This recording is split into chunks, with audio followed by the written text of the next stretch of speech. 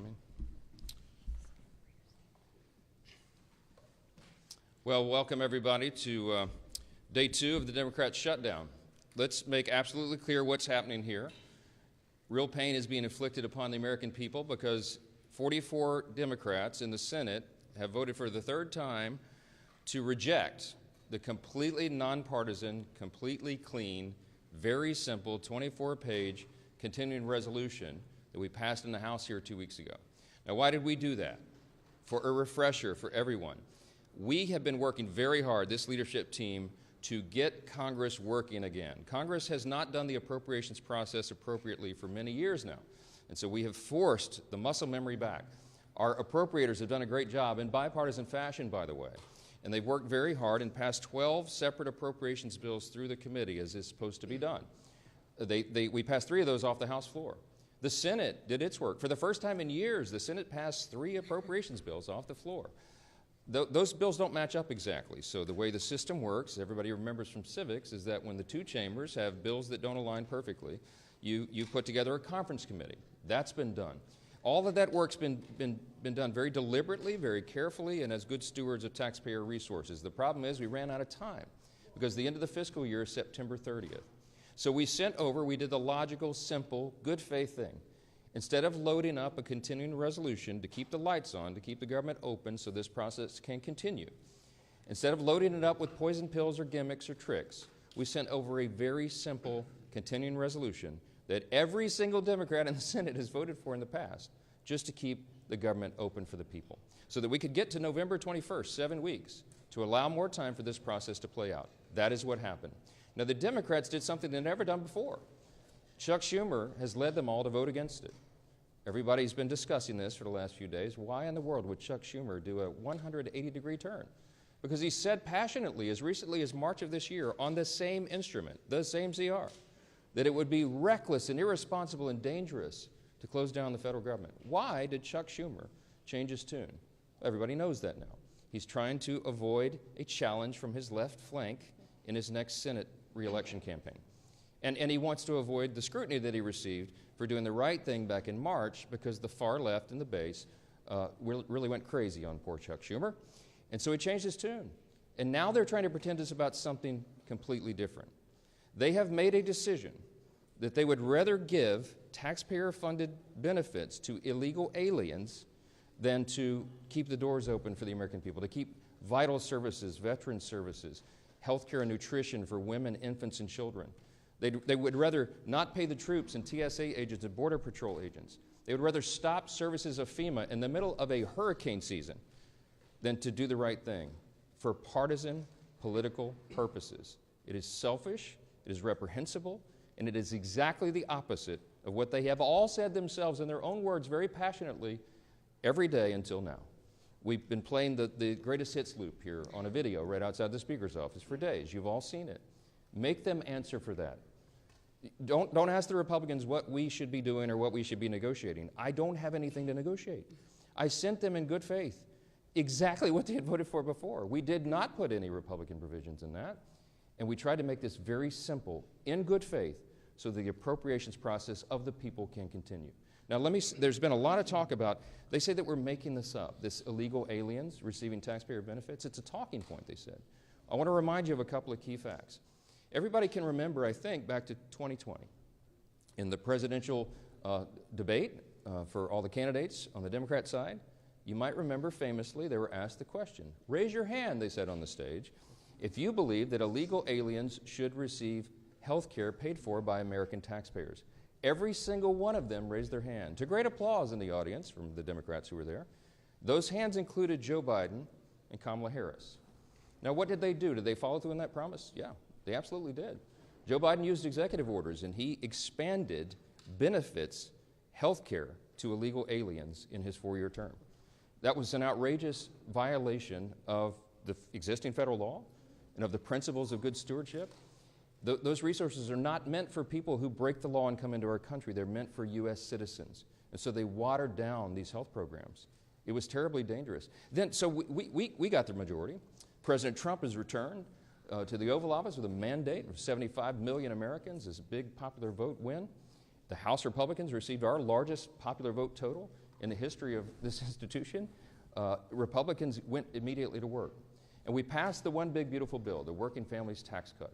And we fulfilled all the promises that we made. One of the key promises that we made, because you all know that the open border was probably the #1 issue in the election cycle, was that we would end that madness. We would cut off resources, hard-earned taxpayer dollars by American citizens not going to reward people for breaking our law and coming over the border. And we did that. The one big beautiful bill, the Working Families Tax Cut, included a huge provision. A big chunk of that bill was the health provisions. Now, why are we saying that they want to return and restore taxpayer-funded benefits to illegal aliens? Because that's exactly what they did. When they rejected the clean CR that we sent over, the Senate Democrats, Chuck Schumer, filed a counter-proposal. Now, what was in that counter-proposal? You can see it for yourselves. In fact, if you're watching at home, go to my website right now, speaker.gov. Go to the press releases tab and you'll see it. It's listed right there. Just click on it.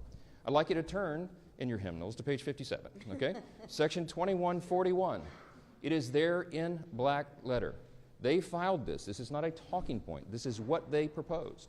They wanted to add, instead of the clean CR that keeps the government open for 7 more weeks to allow us to finish the work, they proposed a wild list of partisan priorities. Among them, they want to return $500 million to the Corporation for Public Broadcasting to prop up left-leaning and biased media organizations. We're not doing that. The American people don't want us to do that. We don't need the Corporation for Public Broadcasting funded by taxpayers anymore because we're in their age of ubiquitous media. There's, what, 200 of you guys here? There's so many outlets. We don't need to do that. We're not going to do that. They wanted to cut, in the Democrats' counter-proposal, I want you to read it for yourself, speaker.gov. Go there and check it out. They want to remove the rural hospital fund that Republicans fought so hard to put into the one big beautiful bill. We set $50 billion aside to take care of rural hospitals. Why would Chuck Schumer want to get rid of that? I don't know. A lot of those rural hospitals are in red states. You have to decide for yourself what the motivations are here. But they say they're for health care. Why would they want to do that? The other thing that they put in there is very important. And on page 57 in section 2141, not a Republican talking point, read from the Democrats' document themselves. They said that they want to repeal the health provisions of the one big beautiful bill. Now, why is that so important? Because I want to tell you what those health provisions did. They eliminated all of the taxpayer-funded benefits going to illegals. There was an amendment that was sent over to the Senate to ensure that illegals would not be getting health care paid for by taxpayer dollars. Illegal aliens, okay? 43 of the 47 Senate Democrats voted against that. This is just a few months ago. The bill was signed into law July 4th, and we cut all of that out. And let me tell you what some of those things are. The Democrats' counter-proposal CR, the dirty CR we call it, as opposed to the clean CR, would result in nearly $200 billion being spent on illegal aliens and other non-citizens. Let me be specific. This is just a few of those, the reforms that we put in that they want to repeal and reverse. Number one, a provision that closes the California loophole. Now, that's a provision that's also been adopted by states like New York and Michigan and Massachusetts. Other states have followed, other blue states.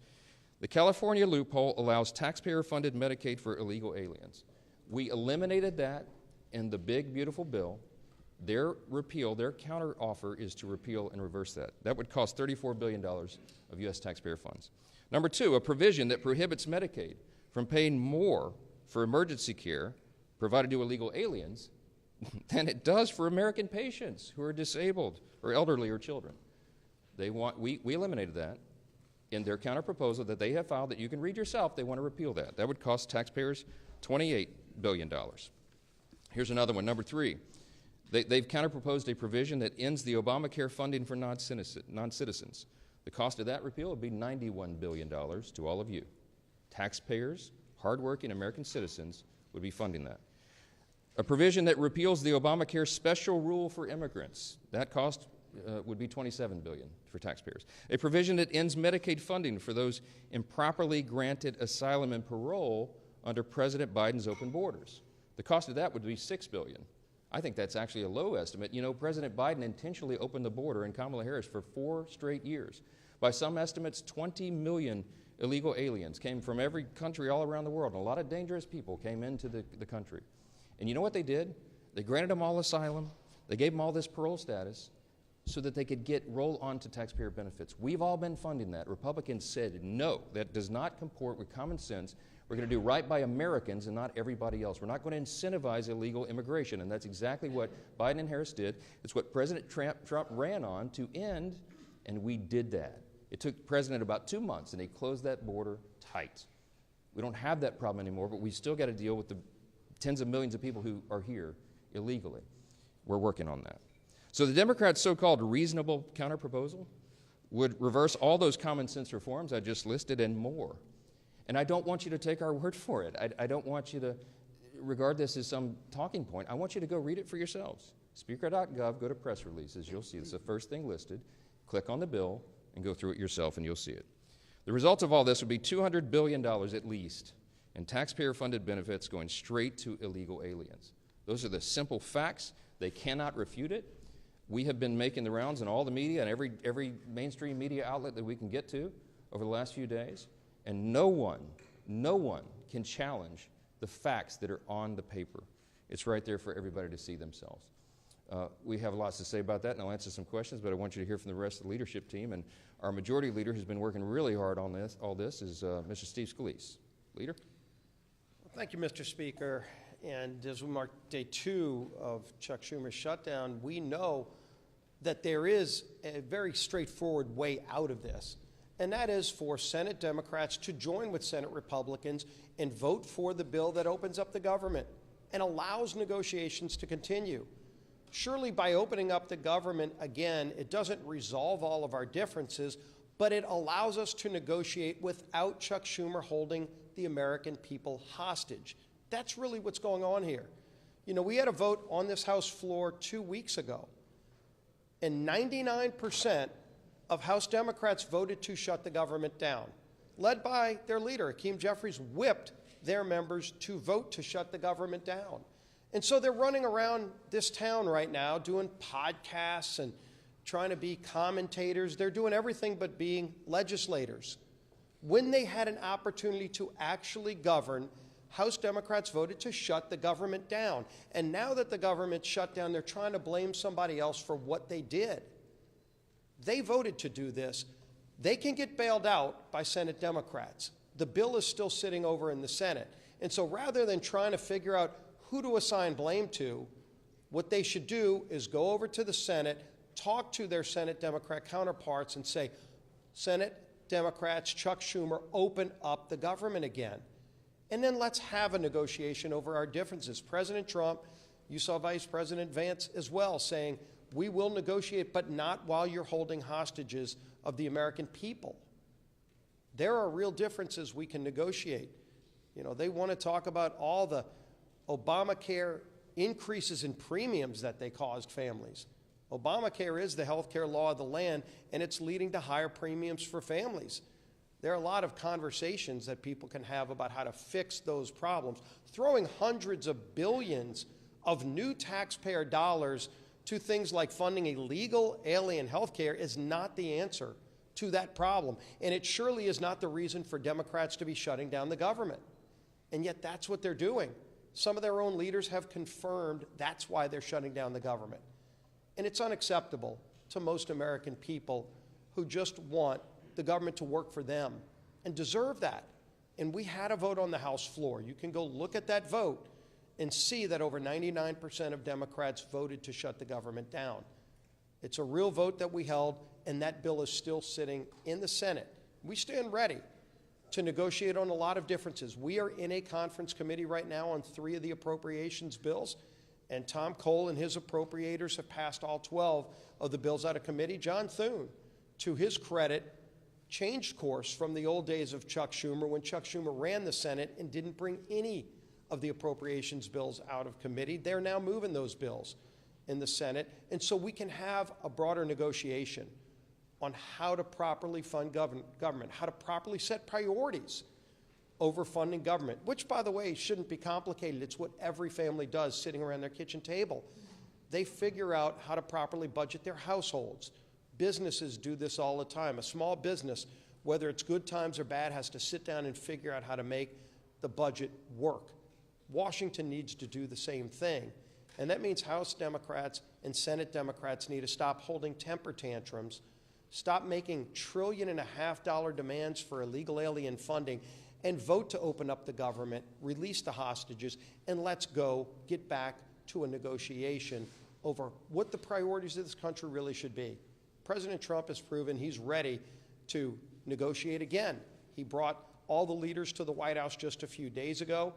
He stands ready to resolve this, but the ball's in Chuck Schumer's hands right now. He has chosen to shut down the government, and he can't articulate any real reason except that they want to take things like $50 billion away from rural hospitals to fund health care for illegals. And the Speaker laid it out incredibly clearly.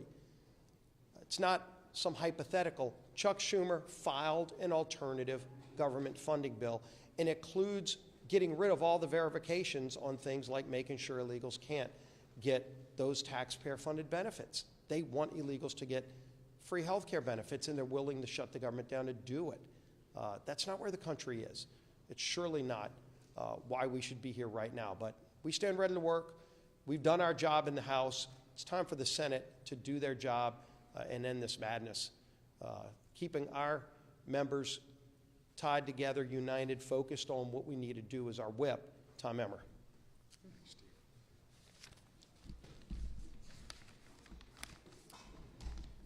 Our men and women in uniform, veterans, air traffic controllers, farmers and ranchers, federal workers and their families, Americans who rely on telehealth and home care services. These are just a few of the victims of the Chuck Schumer Democrat shutdown. All because Chuck Schumer and Hakeem Jeffries care more about appeasing the radical members of their party than working in good faith to keep the government open. They are trying valiantly to claim that they are doing it to fight for Americans' health care. But their $1.5 trillion wish list, which slashes funding for rural health care, as you've heard from both the Speaker and the Majority Leader, while giving taxpayer-funded health care to illegal aliens, tells a much different story. The American people see their political charade for what it is. The good news is Democrats still have time to do the right and reasonable thing. Because Republicans have done our job, there is a clean, nonpartisan continuing resolution ready in the Senate to send to President Trump's desk right now. The question is, how long? How long will Democrats hold the American people hostage to play their political games? I hope they come to their senses soon. Until then, we're going to force them to go on the record about their self-inflicted shutdown every single day. And the consequences will be theirs to own, and only theirs. With that, I'll turn it over to our conference chair, Lisa McClain.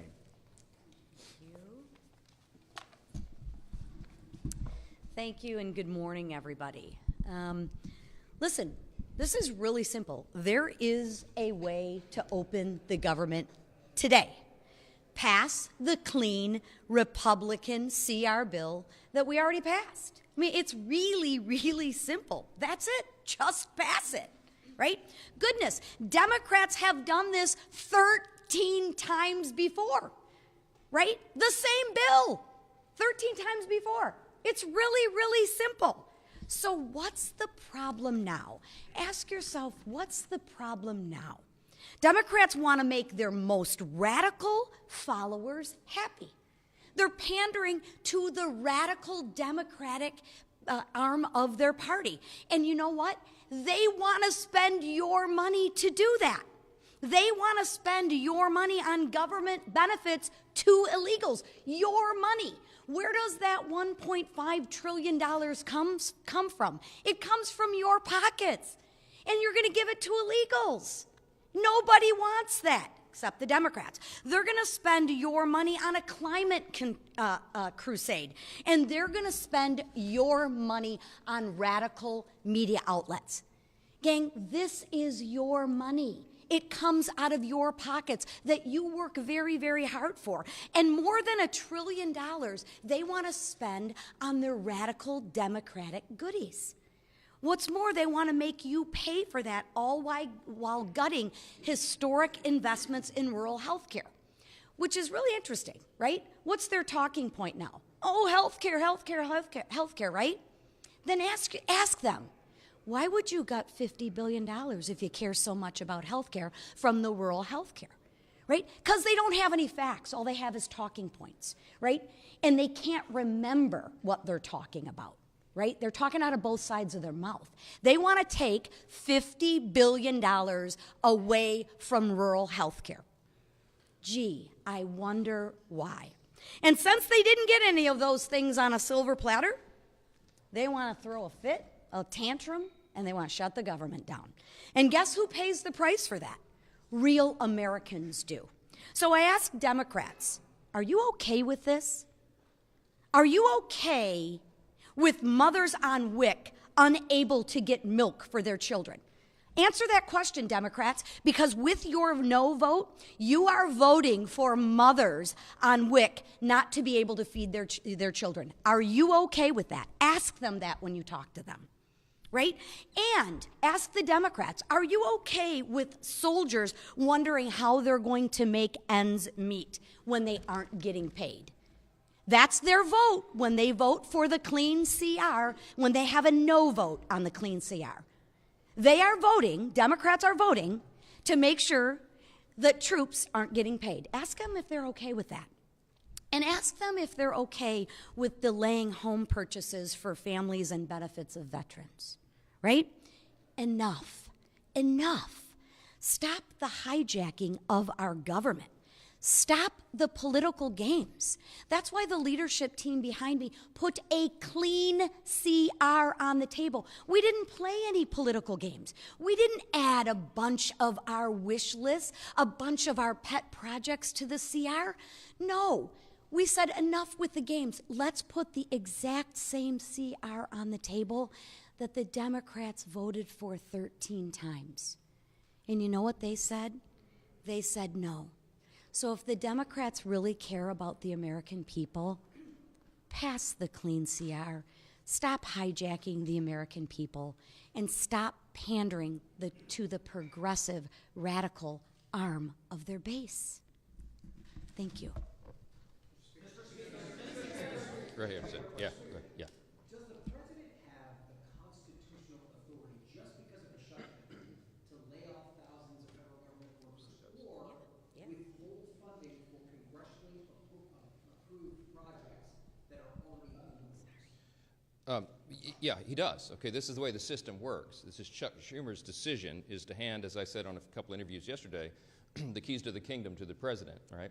He has put himself in that situation, and it's completely unnecessary. The president takes no pleasure in this. The president did not want a shutdown. I'm telling you this from my own testimony. I was in the Oval Office. He pleaded with Chuck Schumer and Hakeem Jeffries to do the right thing. Keep the government open. We'll talk about all these other issues later because that's how the process works. But failing that, because they have decided to vote to shut the government down, they have now effectively turned off the legislative branch, the Article 2 branch of, or the Article 1, sorry, the Article 1 branch of our government, and they've turned it over to the executive, okay? So in that situation, when Congress turns off the funding and the funding runs out, it is up to the Commander-in-Chief, the President of the United States, to determine how those resources will be spent. He has that responsibility given to him by the Democrats in the Senate. They can't complain about it, and he doesn't want to do it. But in this scenario, what they have to do is make very difficult decisions. Most of the responsibility falls to Russ Vought. He's the director of the Office of Management and Budget, as you know. Whomever is seated in the chair at OMB during a shutdown has to do the same thing. Russ does this reluctantly.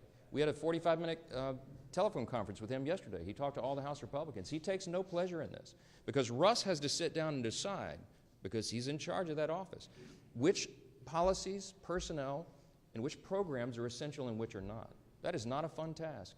And he is not enjoying that responsibility. And it could end today if the Senate Democrats would come to their senses and do the right thing for the American people. But if they don't, and if they keep the government closed, it's going to get more and more painful because the resources run out and more things have to be reduced and eliminated. Now, when he sits down as the director of OMB, he will obviously have a subjective determination on the priorities. what do you think he would do? Because what would any OMB director do under any president? They're going to look to see for the administration's priorities first and ensure that those are funded. And so those are some very serious determinations that have to be made. We want to protect hardworking federal workers. And these are people who protect all the rest of us, by the way. We mentioned TSA agents, Border Patrol agents. Our troops, the military, are not being paid, and so they're inflicting hardship on people for no reason. Is it constitutional? Is it lawful? Is it part of our system? Of course it is. It always has been. And the Democrats are the ones who have decided to inflict the pain, not the president. Back row, back row. You all have shared polling showing the American public is on your side. I'm wondering if those layoffs happen in mass, thousands of federal workers are eventually cut from their jobs and programs. Do you worry you're going to sort of lose the support of the public in that scenario? No, I mean, look, the reason that we're talking with you so plainly today is to explain to every single American citizen why this is happening. How in the world could they blame the people here who have done our job and sent over a clean CR to keep the lights on? There is no gimmick. People say, why aren't you negotiating with Schumer and Jeffries? Because I quite literally have nothing to negotiate. There's nothing I can pull out of the bill that was a Republican priority to say, oh, we won't do that. Why don't you guys vote for it now? I don't have anything. I didn't put anything in it to send it over. I'm stunned. I'm stunned that they have decided to shut the government down and hurt people. It is on them 100%. The New York Times poll that was put on the Senate floor yesterday, I think it was, day before, they pointed out to Chuck Schumer, who's from New York, of course, that the New York Times, clearly not a right-leaning organization, publication, has found that 65% of respondents said, please, Democrats, don't shut the government down because you don't get what you want. Many of them remember in New York, of course, what Chuck Schumer and AOC and all the rest. AOC literally said that on the House floor several months back. She said, it's not normal to shut the government down just because you don't get what you want. Well, what changed? What changed? It's on them and not us. Yes, ma'am. Yeah. We've learned that the Senate obviously may take up your bill again, but if it fails, we've been told it's possible senators could go home for the weekend. They won't hold any votes until Monday. Do you think the Senate needs to stay? Of course they do. Of course they do. And the House is coming back next week, hoping that they will be sending us something to work on, that we can get back to work and do the people's business. They're anxious to come back, but the Senate Democrats, 44 of them, all the pressure should be on the 44 Democrats who were dug in to try to pander to the far left corner of their base. That's what this is. How important is it to appeal to the radical left of your base and hurt Americans? Because if they drag this on through the weekend, more and more people will be hurt. I want you to think about, I come from a big military district, okay? Louisiana's 4th Congressional District is home to Barksdale Air Force Base and the command of Global Strike.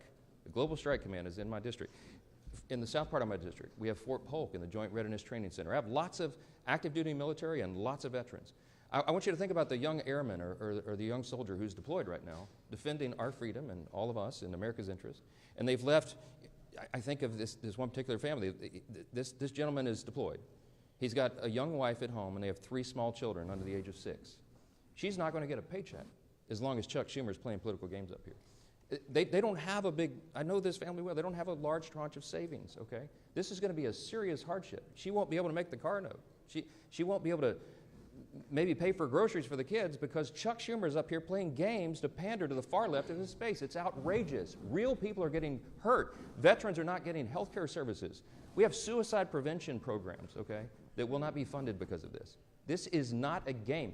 FEMA services, if your flood insurance lapsed right now and you need to renew it, you can't do that right now. We have hurricanes off the coast of the United States right now.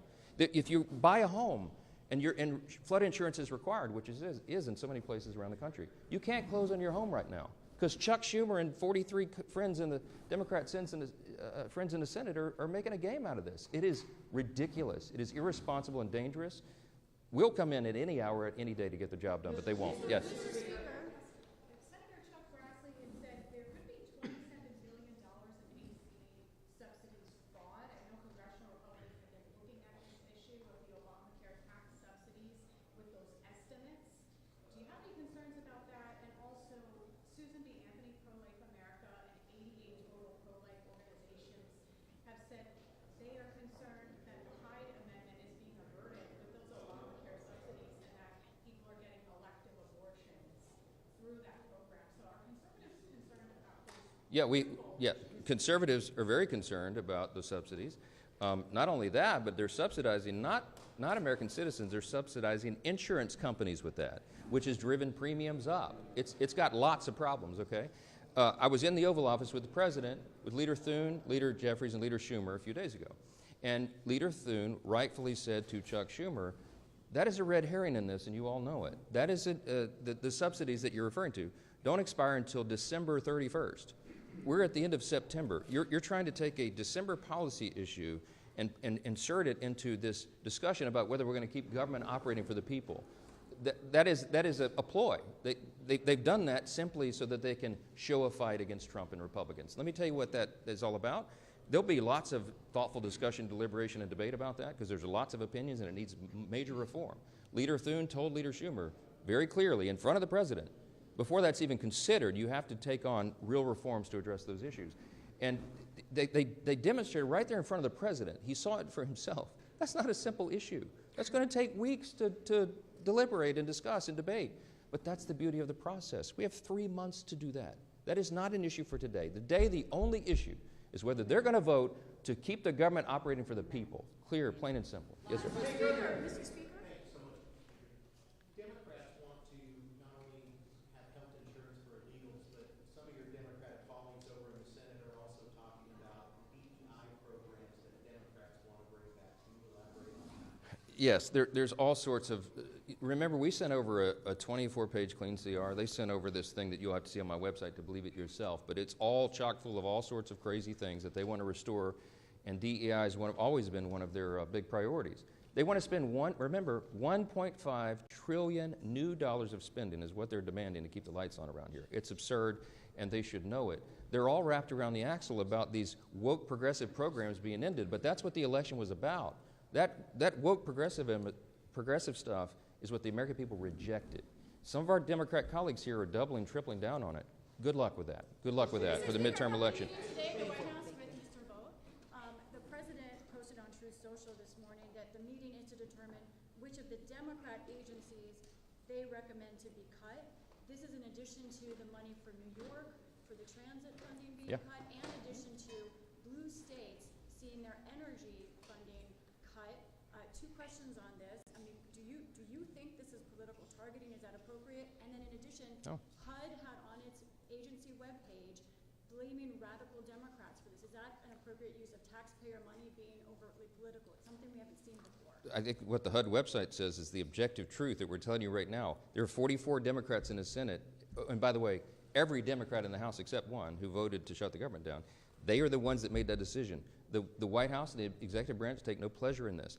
But when they are tasked with determining what their priorities are, obviously they're going to follow their principles and priorities and not the other team. That's the results of an election that everybody voted in, the popular election and electoral college. I am. And that's why I'm pleading with the entire country to call your senators, your Democrat senators, the 44 people who want to shut the government down. You should call them right now and tell them to get here and get to work and open the country up for the people. So many of you asked me this morning about sombreros and memes and why Hakeem Jeffries is all alarmed by that. But look, these are games. These are sideshows. People are getting caught up in battles over social media memes. We've got to keep this is not a game. We've got to keep the government open for the people. I don't know why this is so complicated. And to my friend Hakeem, who I was asked about, man, just ignore it. I mean, Gavin Newsom was trolling me last night. He painted me like a minion. He painted me yellow with big glasses and overalls. And I thought it was hilarious. You don't respond to it. For all my friends, R's and D's, don't respond to it. Get to work, do the people's business, and let's get on with it. Thank y'all so much.